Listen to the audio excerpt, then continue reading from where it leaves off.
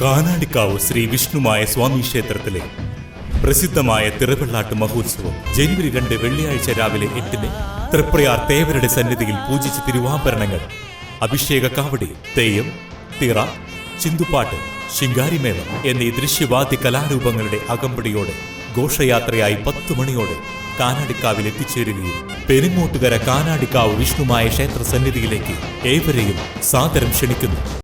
വലപ്പാട് തിരുവഴഞ്ചേരി ഭഗവതി ക്ഷേത്രത്തിൽ 10ാമതേ വേലയും ഭഗവതിക്ക് കളമെഴുത്തും പാട്ടും നടന്നു. കളമെഴുത്ത് കലാകാരൻ ശ്രീ കല്ലാറ്റ മണികണ്ഠക്കുറുപ്പിന്റെ മുഖ്യ കാർമ്മികത്വത്തിലാണ് ചടങ്ങുകൾ നടന്നത്. ക്ഷേത്രം തന്ത്രി തരനെല്ലൂർ പടിഞ്ഞാറേ മനയ്ക്കൽ ശ്രീരാമൻ നമ്പൂതിരിപ്പാട് അനുഷ്ഠാനത്തിന്റെ ഭാഗമായ കളംപൂജയുടെ കാർമ്മികനായി. വർഷം തോറും ധനുമാസത്തിലെ 10ാമതേ ദിനത്തിലാണ് വേലയോടൊപ്പം ക്ഷേത്രത്തിൽ കളമെഴുത്തും പാട്ടും നടത്തപ്പെടുന്നത്.